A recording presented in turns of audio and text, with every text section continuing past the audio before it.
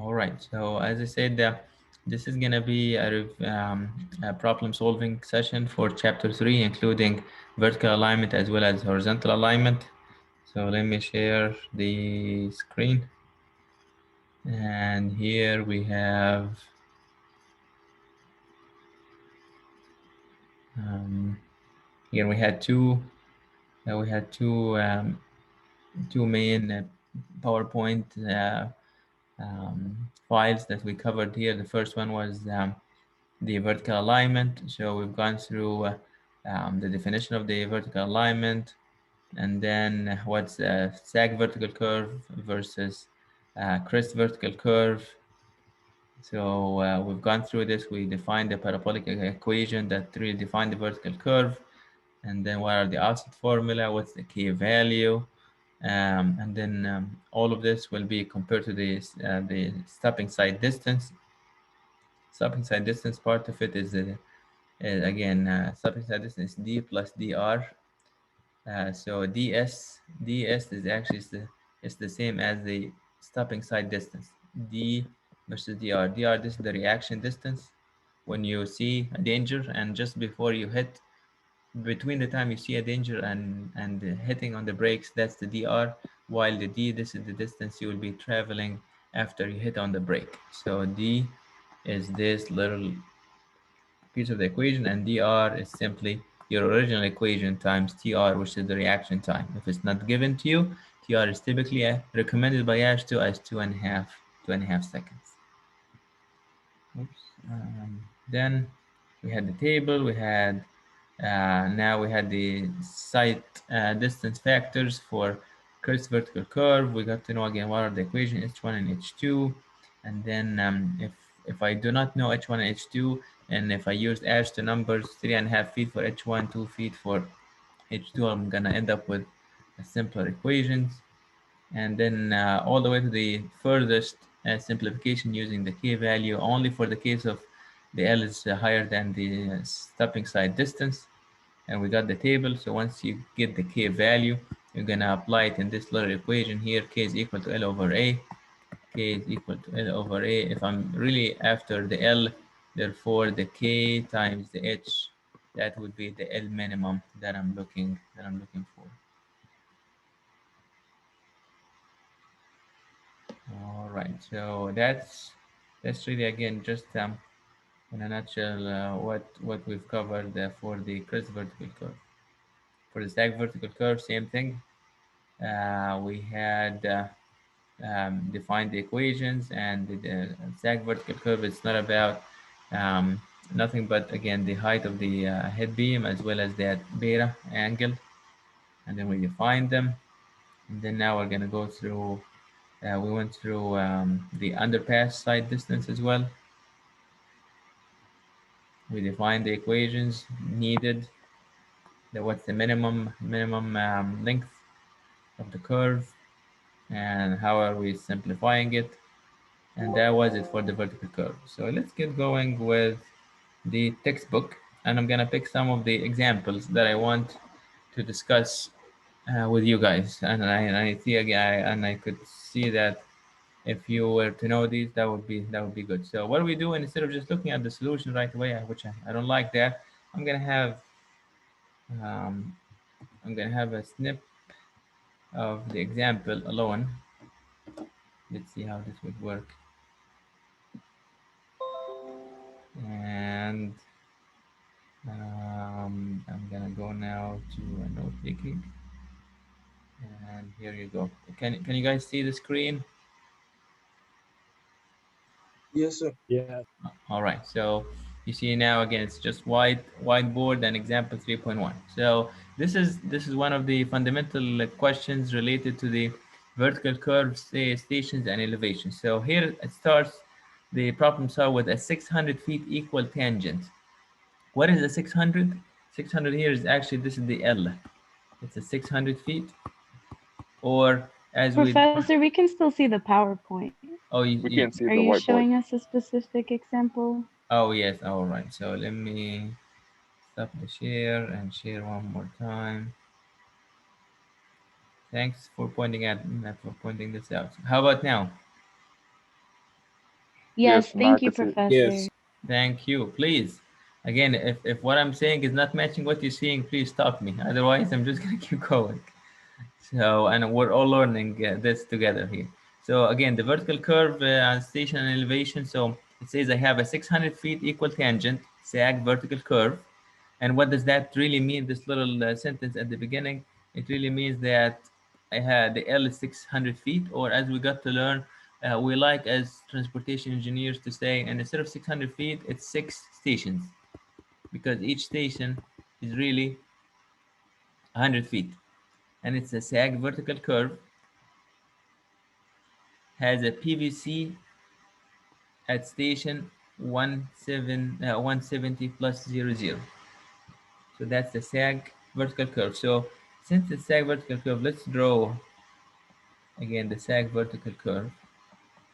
This is just the tangent, which is imaginary thing, but really the curvature is this much. And the L is equal to 600 feet, or again 6 stations. And then we have PVC, the beginning. Let me see here. So the PVC is the beginning. PVC, which is right here, PVC, the station is 170 plus 00. And the elevation of the PVC, ELV, sometimes that's what we call it, 1,000 feet. The initial grade is minus 3.5%, which is, this is the initial grade, which is negative G1, or actually G1, we can call it G1, is equal to a negative 3.5%.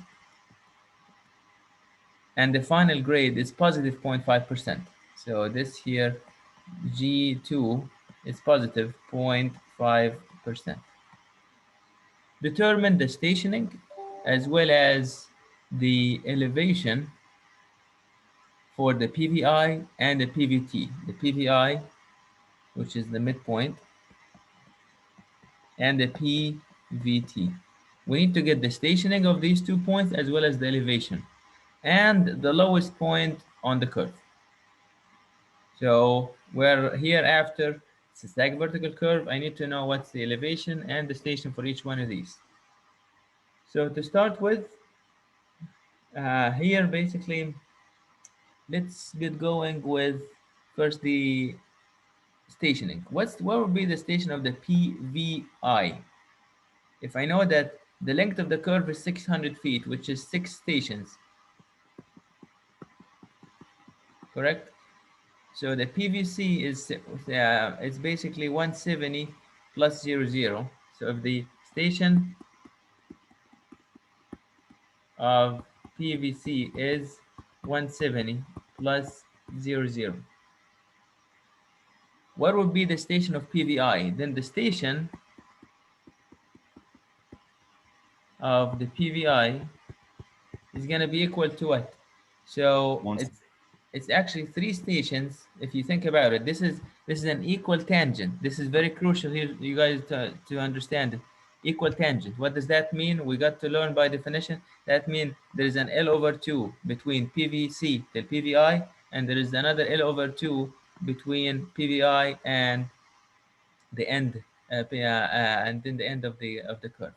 So really, the station of the PVI, the midpoint is really 170 plus 00 plus 3 stations, and that would actually equal to 173 plus 00.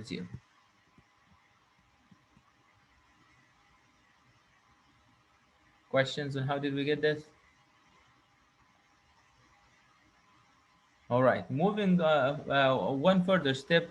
How about the station of the PVT, the end of the curve? The PVT 176 is going to be plus 176, exactly. So we can say again, it can be 170 plus 00, the beginning of the curve, plus 6 stations now,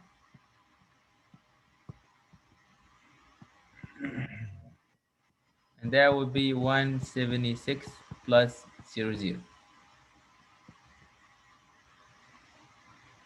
question.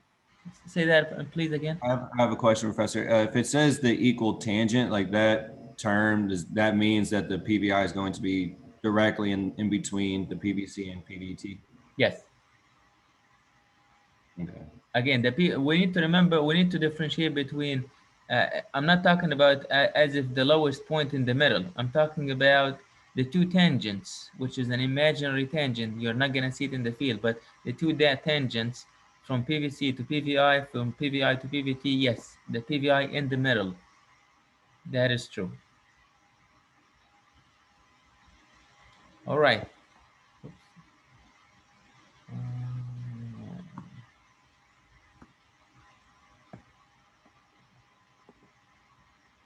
All right, so now we need to get actually now the elevation.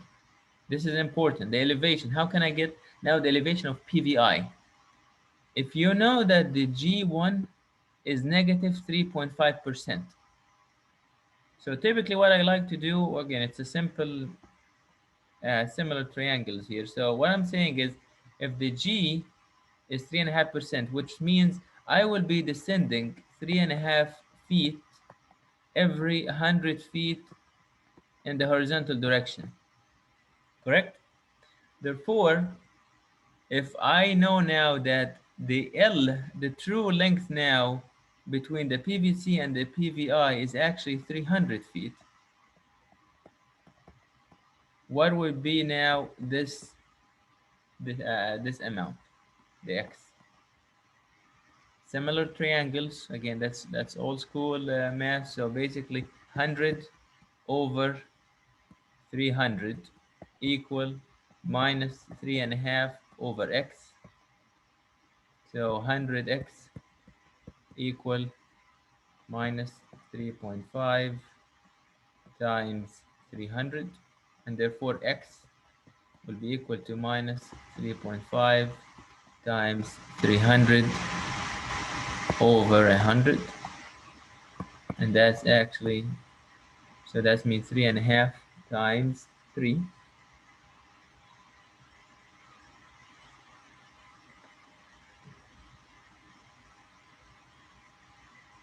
So that basically, what,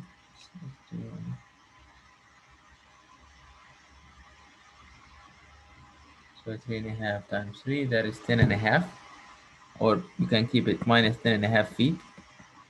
So now what does that mean? That means I am, by the time I'm driving from an elevation of 1,000 at the PVC all the way down to the elevation of the PVT, this point right here, I'm descending 10.5 feet. So really now the elevation of the PVI is equal to 1,000 minus 10.5 feet, and that will give me the 989.5 feet. That's the elevation of the midpoint, the PVI, again on the tangent, the intersection between the two tangents. Any questions? How did we get this? Again, simple. Two triangles. One is known to me. I know it's 3.5 for every 100 feet going down. Now I'm driving down actually I'm traveling in the horizontal direction 300 feet, which is L over 2. If you think about it, this is L over 2. How much we're descending? It's 10.5 feet minus, that's subtracted from the 1,000, so it's 989.5. How about now the elevation of the last point, the PVT? So the PVT, now if I know that the elevation of this point is 989.5, and now I'm gonna be ascending by this grade, 0.5%. So same thing, I'm gonna draw two triangles. One is big and one is smaller. So I'm gonna go at 0.5 feet every 100 feet going up, while now I know I'm gonna go up by 300 feet from PVI to PVT, how much that is, that x. Same thing, the base, which is 100 over the base of the bigger triangle, 300, equal the height of the small triangle, which is 0.5 over x, and that would be actually 100x equal 0.5 times 300, and that is over 100 over 100. That means the x is going to be equal to 3 times a half, that's 1.5 feet. And that would mean really now the elevation is gonna go and is gonna increase by 1.5 feet from the previous elevation. So right, this one. So really the elevation of PVT is gonna be equal to 989.5 plus the 1.5, and that will be 991.0 feet.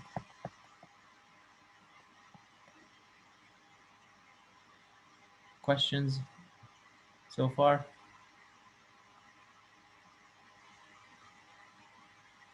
I hear none. So it looks like it should be straightforward, but I just again want to make sure that you fully understand. Again, we need to know how to get the station as well as the elevation for the 3 points, the PVC, the PVI, and the PVT. Typically, will be given one of them, and then you can play it backward to get the other two. But the question is not done yet. The question is still asking for. I need to get also the elevation as well as this station of the lowest point of the curve. How can I get that?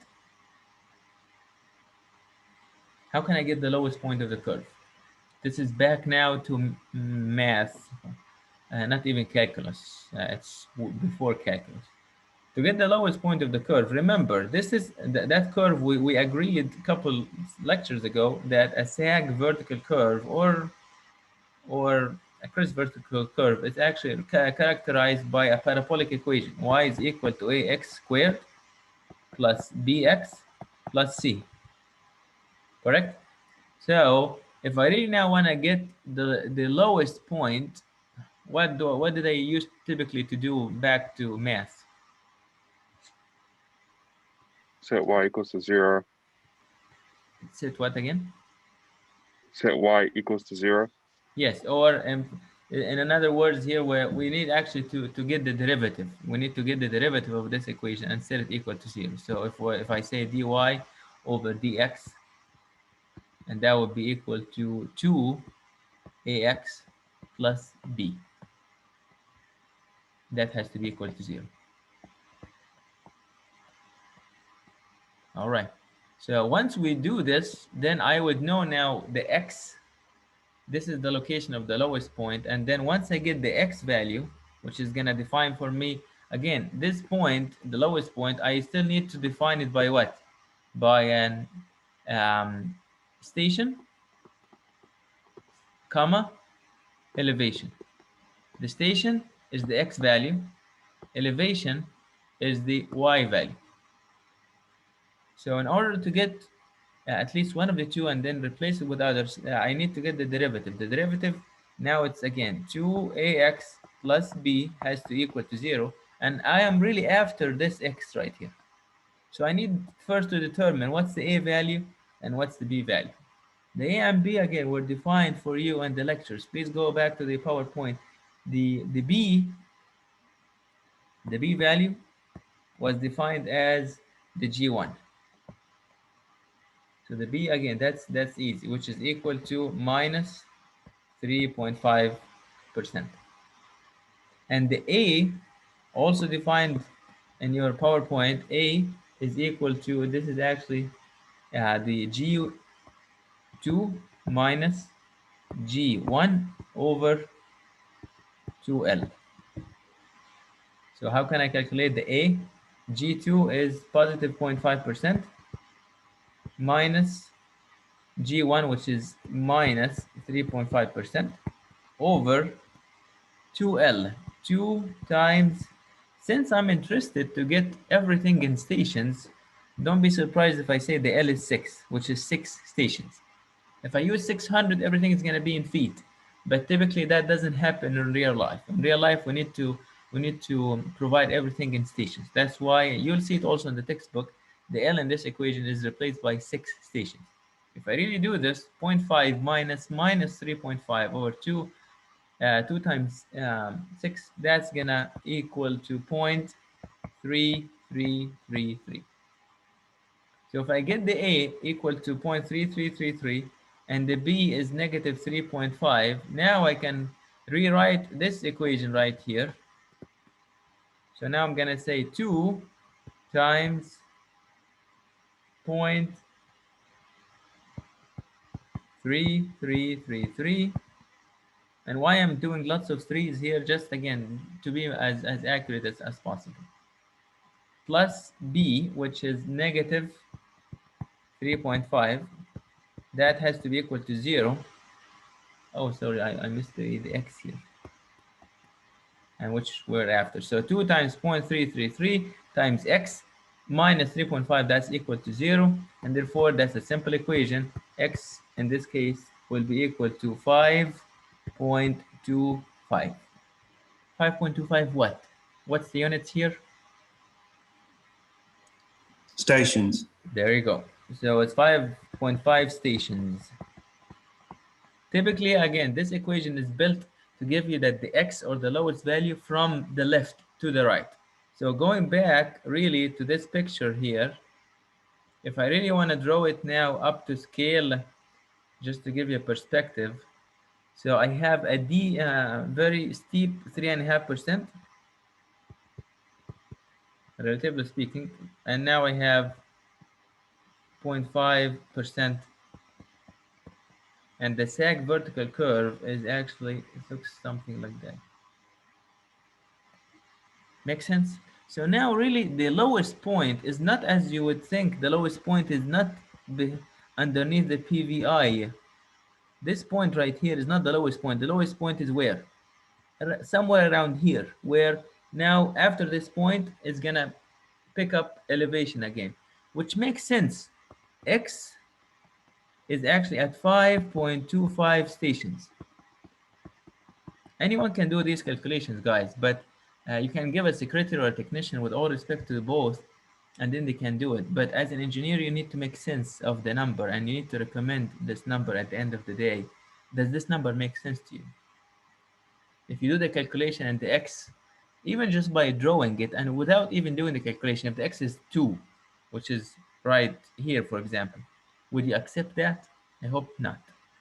But 5.25, this make much more sense because I have a steep minus 3.5, and then I have 0.5 going up. And if you really draw it to scale, like what I did here, it's going to be very close towards the end of the curve where things are going to start. This is the lowest point, and things afterwards going to pick up one more time. So the X is 5.25 stations, or you can say 525 feet from the beginning of the curve. Either or is fine. Any questions? How did we get the station of the lowest point? And please stick to the units. Again, every equation has its own units. So for example, here, when it comes to the G, we're using it as a percentage. So keep it as is. When it comes to the calculation of the A and the B, we're using the L as number of stations in order to get everything in terms of stations. So now that we know what's the lowest point, so this is really back to, I need to define the X and the Y component of that point. The X, we got to know that now. It's 5.25. How about the Y? The Y, we can go back to the original equation before the derivative. Y, we know that Y is equal to AX squared plus BX plus C. So if I really want to apply this equation now, Y, I'm interested now in the Y of that lowest point equal to A. A was defined for me already, which was 0.333 times X squared. What X are you gonna put now? The 5.25. 5.25 squared plus B. The B also is defined, and we got that, which is minus 3.5 times x again, which is 5.25 plus C. I hope you guys remember the C in the equation we defined it. The C is the elevation of the beginning of the curve, the PVI. I mean the PV, yeah, the PVC. That's the PVC. The beginning of the curve. That's the elevation, which is a thousand feet, if I'm not mistaken. Yes, it's 1,000 feet. If you solve this equation here, it's gonna give you now the y is equal to 990.81 feet. This is the elevation of the lowest point of the curve. As a double check that your answer is correct, again, you want to make sure that when you're comparing it to the other numbers that you got, again, this is the lowest. This is the lowest of them. So the elevation of the PVT 991, but this is 990. But again, this is really the elevation of the PVT. It's not, you can't really compare it. But what I'm trying to say that this point here, the y is 990.81. The elevation of this point should be again lower than that. But again, this point right here is defined by x and y. The x is, we get it from the first derivative, we equalize it to 0, and the y, this is the lowest point on the curve.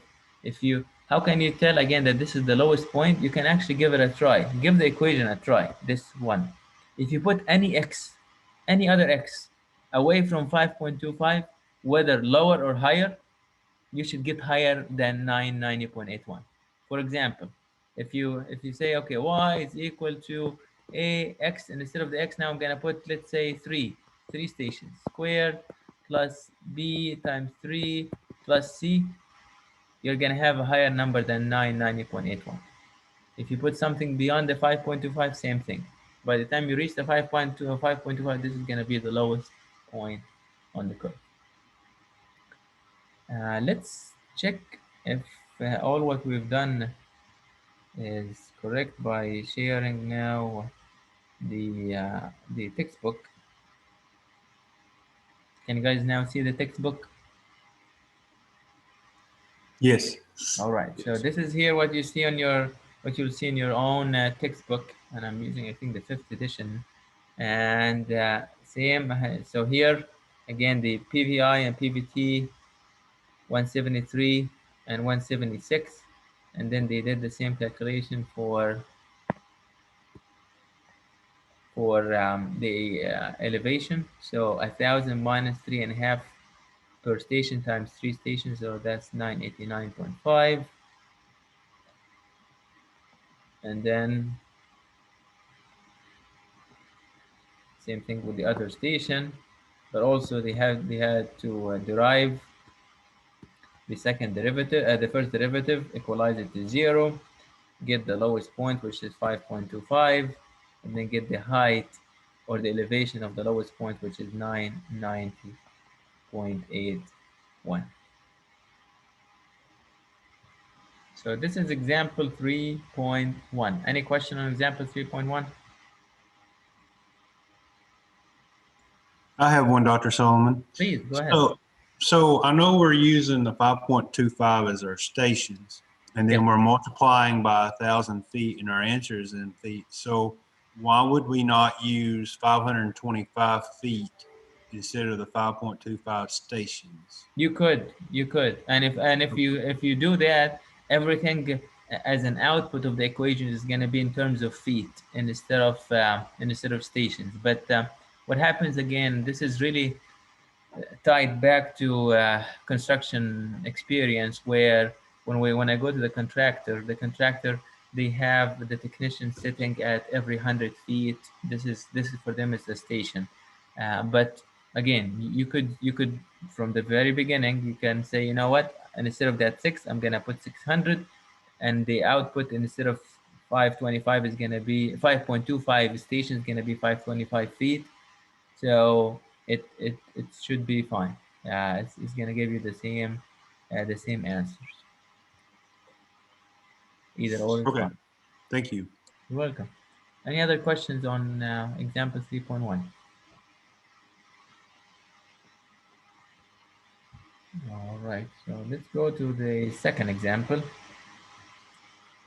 And that is example 3.2. I'm gonna try to take a screenshot of that as well.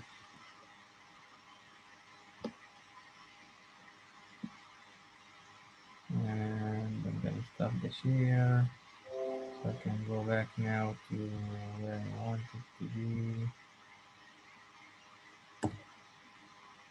And I'm gonna have another page. That will be example 3.2. And let's see if I can paste the picture somewhere here. There you go. Can you guys see the note 3.2, example 3.2? Yes. Yes. All right.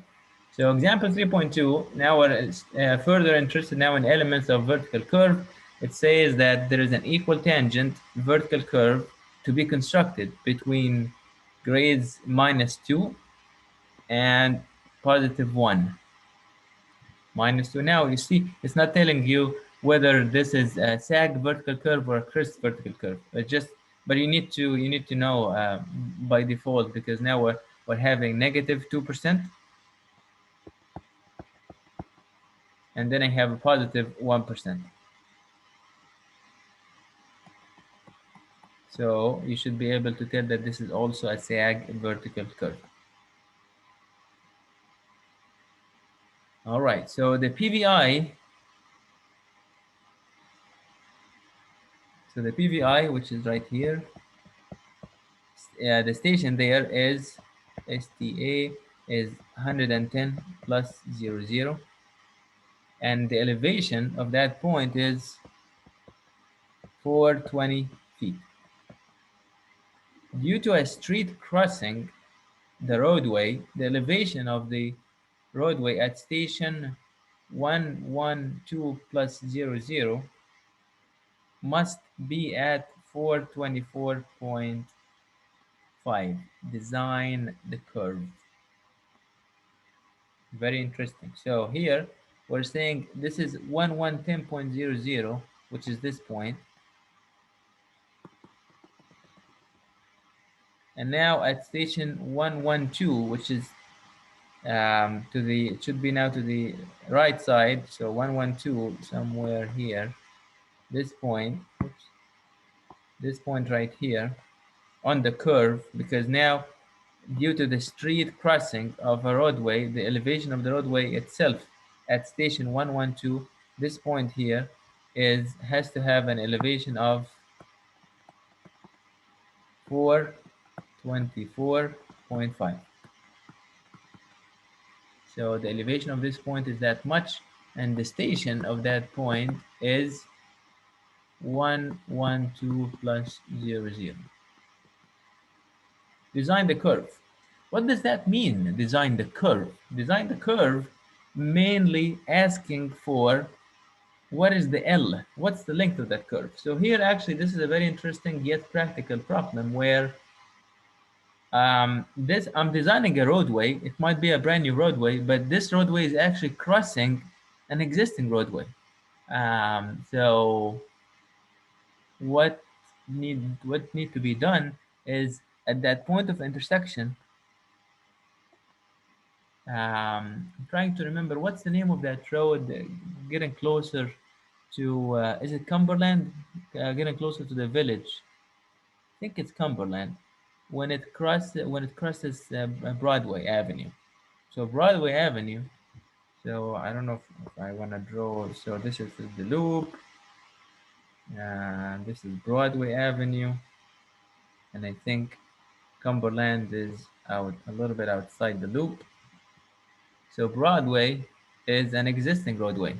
Cumberland, especially um, when you are driving south to your left, Cumberland Road did not exist several years ago. So, but Broadway is there. So now this is really the point of intersection where you have to have that point with into consideration when you're designing Cumberland, for example. So, and that's what we have here, this situation. I have to have a station equal to that much, and I have to have an elevation equal to that much. Now, this point, besides the PVI, will govern the design of the whole curve, meaning again the L. So how can I make use of those two pieces of information, knowing again, which is a big piece of information as well, as an equal tangent. So how can I go after this question? To do that, again, we're gonna end up using the parabolic equation one more time. Y is equal to ax squared plus bx plus c. And now I really have the x and the y for that point of interest, this point right here. To know the station and the PVI is important, but really this point is not on the curve, so I cannot use it in this equation. What I can use in this equation is a point on the curve, which is the station at 112 plus 0, 0, and the elevation is 424.5. So if I know the y and if I know the x, what's then the unknown in this equation? The unknown in this equation is actually the a and the b and the c. So let's define how can I go after this equation. In fact, the b is known, the a and the c is again, it's questionable. So let's define the b, which is the easiest. The b is what, by definition, b is equal to g1, which is in this case, b is equal to, in fact, if you think about it, it's going to be all about the L because we're designing the curve. So the B is equal to minus 2.0. Where did I get this from? Right here. B is equal to G1 all the time. So it's minus 2. That's given. Then A is always equal to G2 minus G1 over 2L. I'm getting close now. So I need, when I'm designing the curve, I need to get that L. So A is equal to G2, which is 1% in positive, minus 2% over 2L. So really A is equal to 3 over 2L.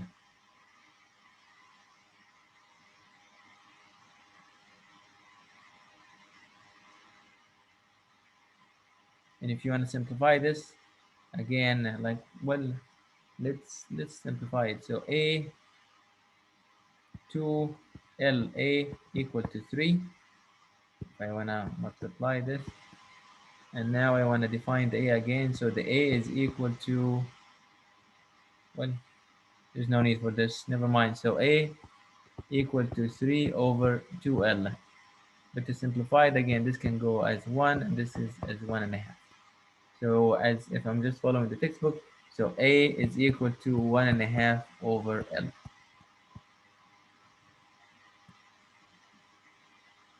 How about the C? The C, again, this is the C is the elevation of the PVC, the beginning of the curve, right here. PVC.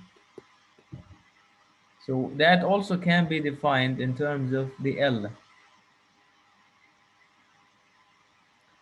How is that? All right, so if I know, same like what we did last time, similar triangles, correct?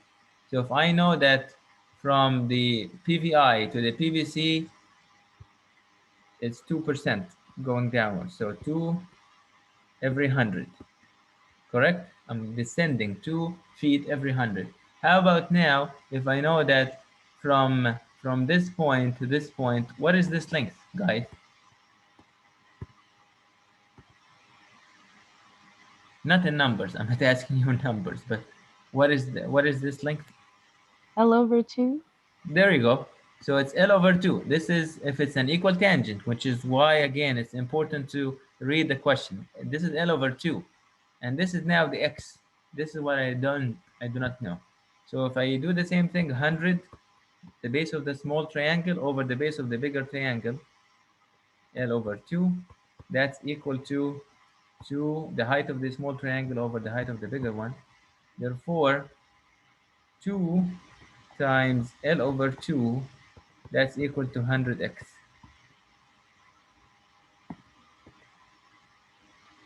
Which means L is equal to 100x.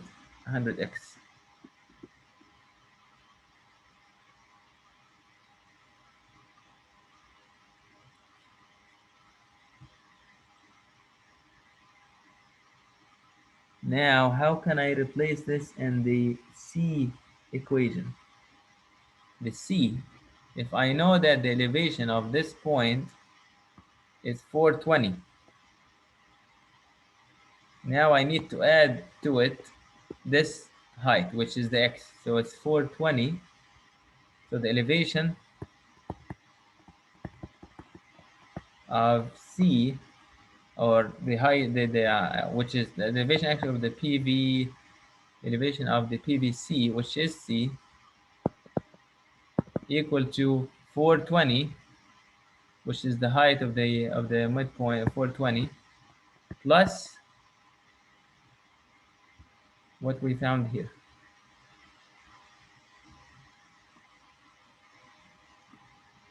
The X value, I'm interested in the X value, which is the X is equal to L over 100.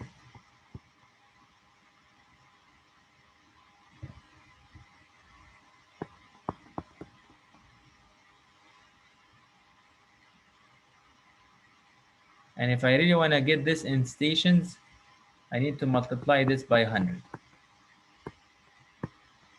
If I'm interested to get it in stations. So really, the C, the elevation, is equal to 420 plus L.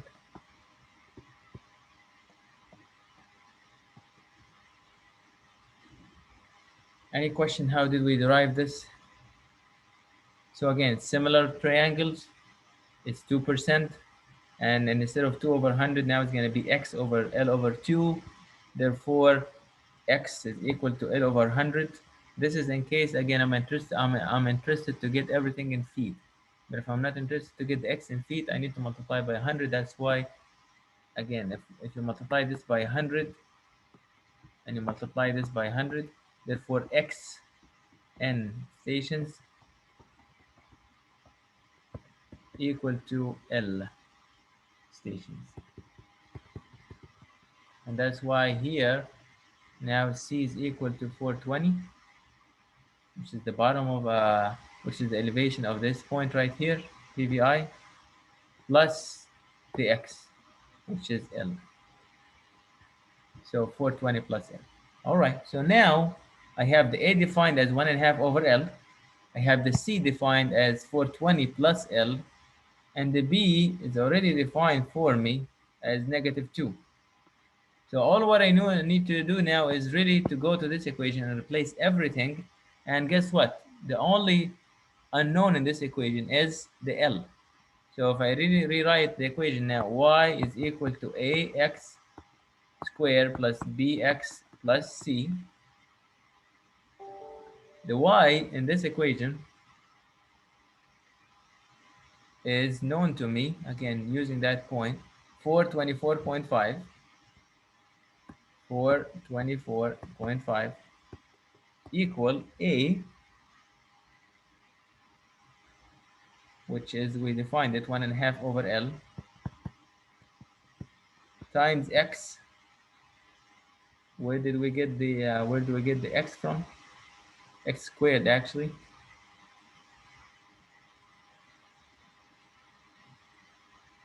This is the x here. You can use the x as station, like that, 1112 plus 00, or as the textbook actually is trying to use, I don't know why they're using it as 0.5 L plus 2 squared. So there's, so it's +2 because it's, oh, I see. So the station is 110, and the station here is actually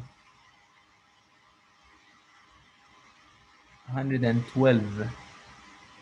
So the difference between the two is actually 2 stations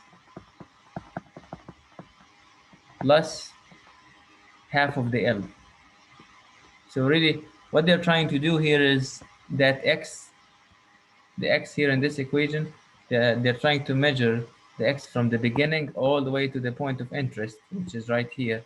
That this x is equal to half of the L, which is from the PVC till the PVI, plus 2 stations from the PVI to the station of that point of interest, because this is 110, this is 112. So that's why L over 2 plus 2. You can still use the full length, and everything is going to be again in feet, or you follow the textbook, which is in station, L over 2 plus 2. So back to here, this is now L over 2 plus 2 squared plus B, which is -2, times X, which is L over 2 plus 2, plus C. The C is already defined for us here. 420 plus L. So doing here again, if you just really simplify the equation, you're only left now with a second degree equation. You can have now L, or minus 0.375 L squared plus 5.5 L minus 6, that's equal to 0. You are going to end up with multiple answers, 3 answers.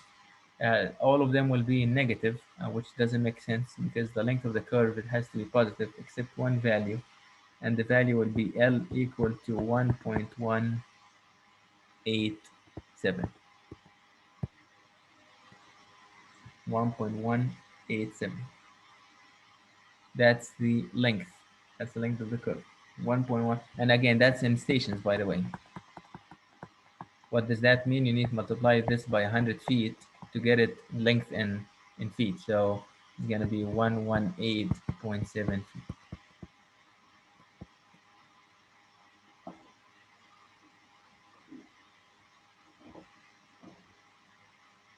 So, but one thing here that I want to mention though, as the textbook is saying, solving the quadratic equation, L gives L equal to 1.187 station, which is, if you think about it, it's not feasible because we already know that the point of entry is 2 stations away. So that doesn't really help. So the other answer, if you, okay, so that's my bad. So we have 2 solutions for this equation, 1.187 or 13.466 stations. I thought that one of the answers is going to be negative, but sometimes if you end up with 2 solutions, both are active, both are positive, but one is so small. This is 1.187 stations. It's very short, and which doesn't make sense because here there is already a difference between a PVI and this point. There is 200 feet already, so that doesn't make sense. So the second solution of this equation is actually 13.466 stations. When you multiply this, so this doesn't make sense. Multiply this by 100 feet, you're gonna end up with 1346.6 feet, and that will be the length, the needed length of the curve to satisfy the conditions of this location. I know it's kind of lengthy, but but if you review it, and that's why again we're recording it, I think it's gonna make sense. Let's see what the textbook, how did the textbook went with this example right here. So again, it's an equotangent. We have an initial tangent of 1%, and then the PVI station at 110, elevation is 420, and then there is a known point. So we've gone through the same calculation. Y is equal to ax squared plus bx plus c, and the b is equal to -2. The a is g2 over g1 minus 2l. We substitute g1, which is minus 2%, and the g2 1% to get the a, and then the c is also defined as, again, 420 plus l. We replace everything in the equation to get this quadratic equation, and we end up with two solutions. One of them doesn't make sense, which is just 1.18 stations, and that's going to translate to 100 plus feet. Although again, we know that the distance between the PVI and the known point is 200 feet anyway. So the second solution for the equation is 13 stations, 0.466 times 100. That's going to give us 1,346 feet as the length of, as the suggested length of the curve. Any question? We have a couple things on chat. Oh no, just presence on one present. So that's the second example here for the vertical curve. Any question on the example 3.2?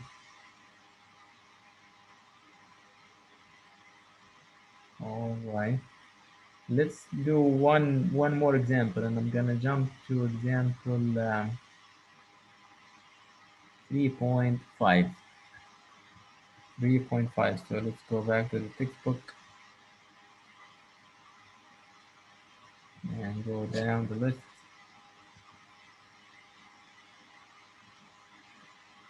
I still highly recommend you to go through the other example, but just for the time's sake here, I want to cover different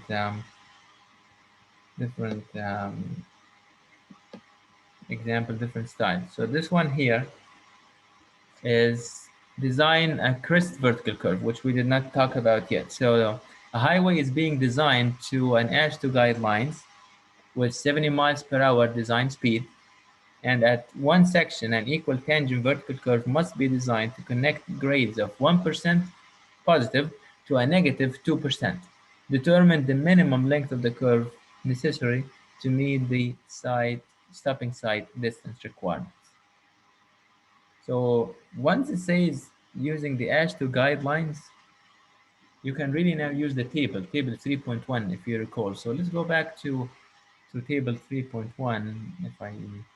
So let's write down first the numbers. So here I have 1% and 2%, but mainly when I'm going to table 3.1, if you are following in your PowerPoint, I'm interested in the gray, interested in the speed limit, 70 miles per hour. So going now to table 3.1,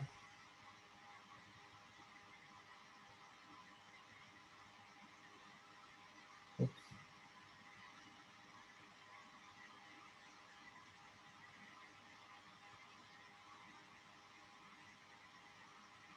3.1, right here. If the speed limit is 70 miles per hour, that means the braking reaction distance is that much and the braking distance is that much, but what I'm really after is the stopping side distance is 730. The stopping side distance, SSD, is 730. Then I'm gonna go back to the example, 730.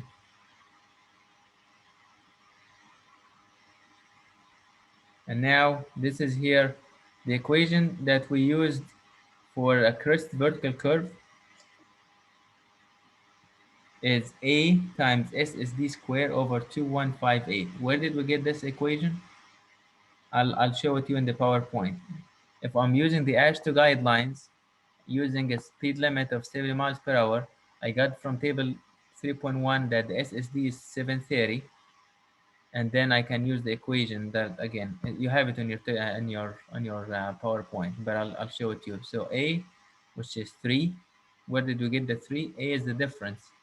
A here, this is the capital A, which is the absolute difference between G2 minus G1, or G1 minus G2. So 1 minus 2, that's 3, times 730 squared over 2158.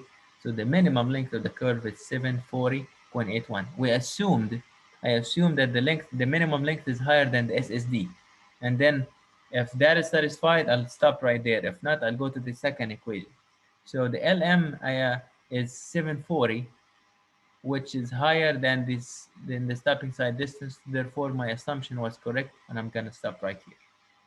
The question is, where did we get this equation? A times SSD square over 2158.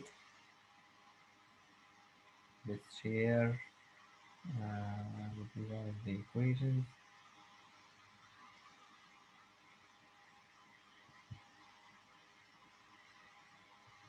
A crest vertical curve.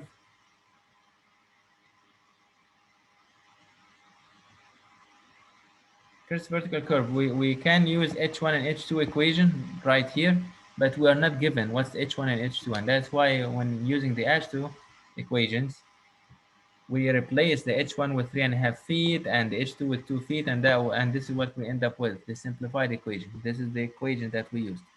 LM, minimum length of the curve, is equal to A times SSD squared over 2158. And that would give us, again, the minimum length of the curve of the crest vertical curve. Any question on the using the example? So again, examples can be long as example 3.1 or 2, or it can be short, but you need to know how to use the table as well as how to use which equation to use. Because really, if you go to this equation, you do not have H1 and H2. However, if I give you what is the height of the eye of the driver and what's the height of the object at this instant in particular, you are required to use this equation. But if I'm telling you using H2 standards, and I didn't mention anything about H1 and H2, you're gonna now refer to the equation using the H2 standards, and the equation now, they do not have H1 and H2. All what they need is the A and SSD. Any questions so far?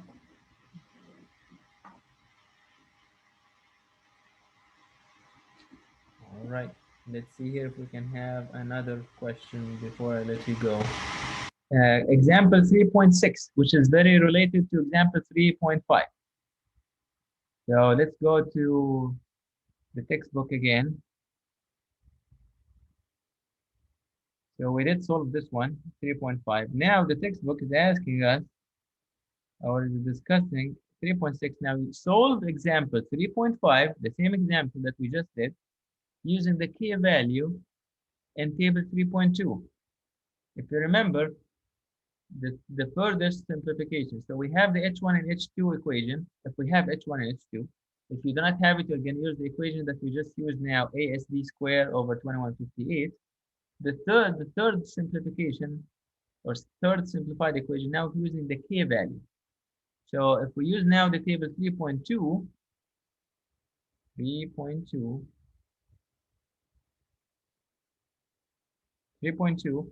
going now to table 3.2, and the speed limit is 70 miles per hour. That's gonna give me a design k value of this one right here, 247. The k value is 247. And if I know that the k value is L over A, I know the A, I know the k, what should I get? You're gonna be able to get the L value. So going back now to example 3.6, the k value is 247 times 3. The 3 is again the difference between 1 minus 2. So 3 times 247 is 741 feet. See the difference? So going upward, using example 3.5 and using table 3.1, we estimated that the length of the curve, the minimum length of the curve, is 270.82. I mean 740.82. 740 feet, 0.82. While if you use example 3.5 and the table 3.2, it's going to be 741. Very, very, very close. And that's why here it tells you that all the three methods, going from H1 and H2, or if I do not have H1 and H2, all the way to if I know the k value and using a table 3.2, it's going to give you the same minimum length, regardless. Again, it's around 741 feet. Any questions on example 3.6? No, sir. All right. Let's see. I think we've got. If the LM was less, Say I have that a again, question. please. If the LM was less than the SSD, would you have to use the other equation? Yes, that's a very good question. If the LM is less than SSD, we cannot really use the whole K value concept. We cannot use table 3.2. You're gonna be now stuck with the second simplified equation, which is, let me share that again, just a reminder.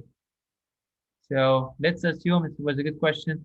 Assume that LM, you did the calculation, LM is less than SSD. Then you're gonna go and use this equation instead. Furthermore, you will not be able to use the K value because remember, the whole 3.2 is based on that LM is higher than SSD. If the LM is less than SSD, you cannot use this simplification. You cannot use the K value. You cannot use table 3.2. Very good question. Any more questions? All right, I'm looking here at the textbook, trying to find one last question here, 313, on the vertical curve. Let me do that as well. It's important one related to the um, underpass vertical curve clearance. We've always again driven underneath a bridge, and whenever you get approach the underneath a bridge, you see the clearance. Sometimes 14 and a half, 15, 16, and then 16 feet. Where do we get that number? We discussed it in the recorded lecture, but let's do an example, one last example here. Let's share the screen again. And example 3.15.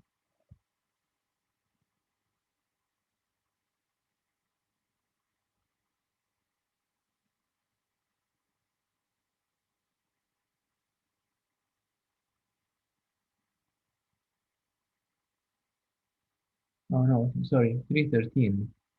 I think yes, there you go. This one right here. An equal tangent sag curve has an initial grade of -4% and a final grade of +3% and a length of 1270 feet. An overpass is being placed directly over the PVI of that curve. At what height above the roadway should the bottom of this sign be placed? So let's take a picture of that because it's gonna require some calculations. And I will stop the share again, go to and start a new example. This is example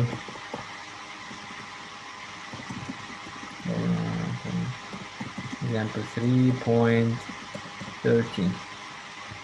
And all of you can see what I'm trying to do here in the note in this little notebook. Yes. All right, so example 3.13, I have an equal tangent. Initial curve is -4, very steep, downward, -4%, and I have +3%. And of course, the curve itself is gonna be like that.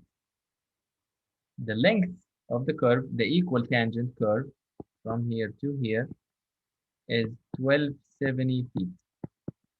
Or if I want to stick to my guns as I said at the beginning to do the stations, it's gonna be 12.7 stations. An overpass being placed directly on the PVI.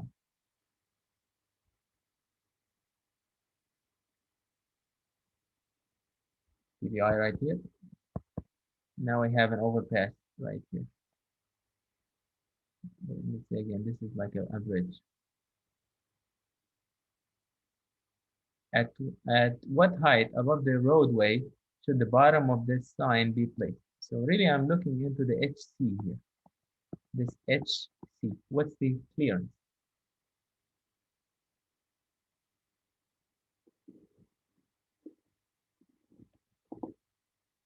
So here in this equation, or in this problem here, I'm interested to get the HC. How can I use how can I get the HC? The HC also is defined by an equation, if you remember. Let me going back and forth here. HC.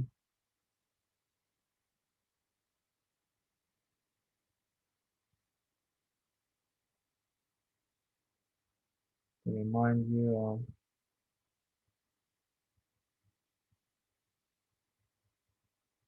overpass. And this is here, this is a nicer picture of what I'm trying to say. So the HC here, right here, this is what I'm trying to obtain. I know G1, I know G2, and I need now to get what's the clearance. So the clearance, the equation of the clearance, it can be, if I go all the way, hmm, hmm, let's see,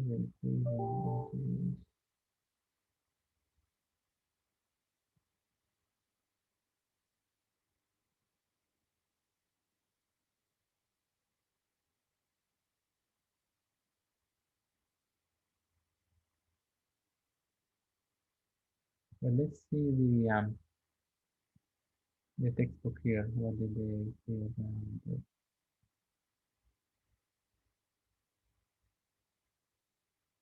We again for this situation, which is I want to get now the HC. We need to use equation 329 and 330 must be used to solve the necessary clearance height. And so equation 3.29 and 330, I'm missing those ones for some reason. So 329 and 330. So here I really need to get this HC. Yes, that's what I was looking at. HC, this equation right here. And HC. Oh, okay, so it was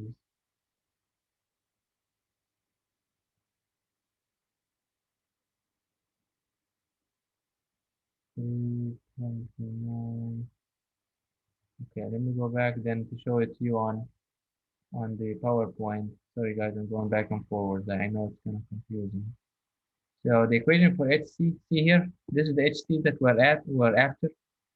I wasn't giving you the H1 and H2. So the general equation cannot be used. You need to use the Ashton equations, which is this one right here. HC, I'm after HC. I need to get the L, which is the L as well as the SSD and the A. If I get all this information, I'll be able to solve for the HC. Correct? Is everyone now with me here? Yes, sir. Yes. Okay, so I need to get the HC. I know the L, I know the A. Let's get the SSD. So going back now again one more time to the textbook, just to explain to you what's going on.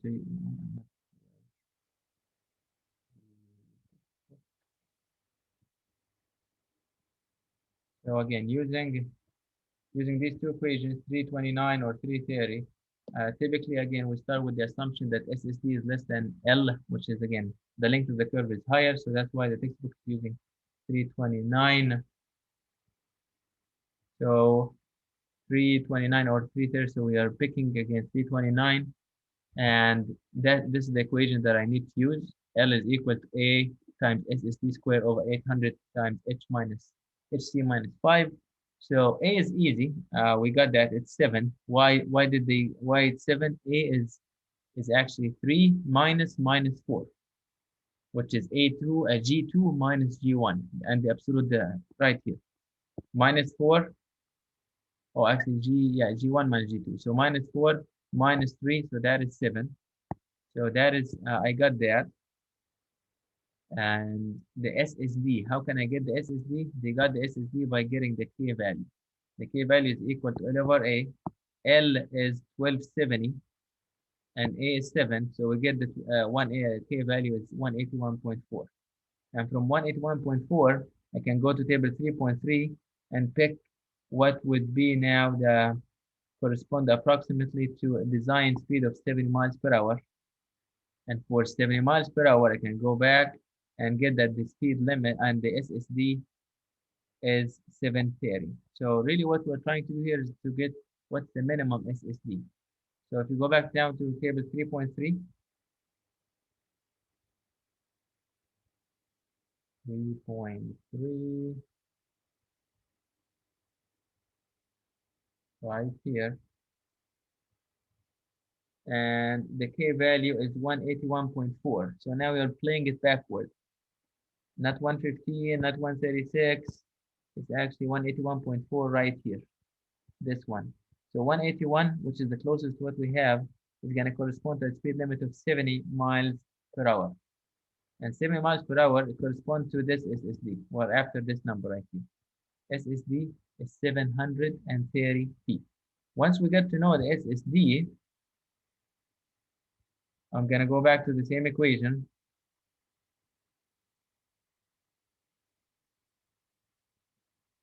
So now the SSD is 730.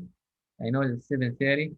I know the A is 7 over 800 times HC minus 5. That's equal to L. Or I can rearrange the equation, but you know what I'm trying to say, that again, L is here. And now this equation is equal to HC minus 5. And that's why we put the plus 5 and plus 5. So let me go to my sheet here now so I can show this to you much better. So now the L equation is equal to A times SSD squared over 800 times HC minus 5. I got the L is equal to 1270, and the A is again, the A is equal to G1 minus G2, which is minus 4 minus 3, and that's why it was equal to 7. So A is 7, SSD we got that as 730. If I'm correct, yeah, 730, that's from the table, and that is table 3.3. That's 730. So really now, what the author is doing is saying, okay, so 1270 equal to 7 times 730 over 800 times HC minus 5, and then he's multiplying the two sides of the equation by HC minus 5, and this is here HC minus 5, and also multiplying this by 1 over 270 times 1 over 270. So this goes with that, and HC goes with that. So really we have HC minus 5 equal to 7 times 730 over 800 times 1270, and therefore HC equal to 7 times 730 over 800 times 1270 plus 5, and therefore HC is equal to 8.67 feet. The minimum clearance using this equation is 8.67 feet. Would you design it using 8.67 feet? No, No. Why? because it's lower than the tallest vehicle. That's a great answer, because really theoretically this is enough clearance to see a danger in front of you on the other side and all that. But if you really recall, the minimum clearance by AASHTO, which is now again really this is going to satisfy the height of big trucks. Take a look at this here. I hope you see this. The minimum clearance by AASHTO is 14.5 feet. In fact, the desirable clearance is 16 and a half, but since your calculation is showing 8.67, so it's very safe to pick the minimum clearance in this case, which is 14 and a half feet, 14.5 feet. But of course, if you do the calculation and if HT, how about if HT is 17 feet? What are you gonna do? You're gonna stick with the 17 feet. If you get HT equal to 18 feet, you're gonna keep it as 18 feet. But the minimum always have to be checked. If you are above the minimum, that's fine. Go with that because again, looks like in your case you need more than the minimum. But if you do the calculation and the minimum is only 8.5 feet or 8.67 feet, you cannot design it using this number. You're gonna now adjust to the minimum number by Ashton, which is 14.5 feet. With that, I think we covered quite a bit of examples for the vertical curve, and I'll be recording a couple examples for the horizontal curve that I'll be posting for the next lecture. Thank you.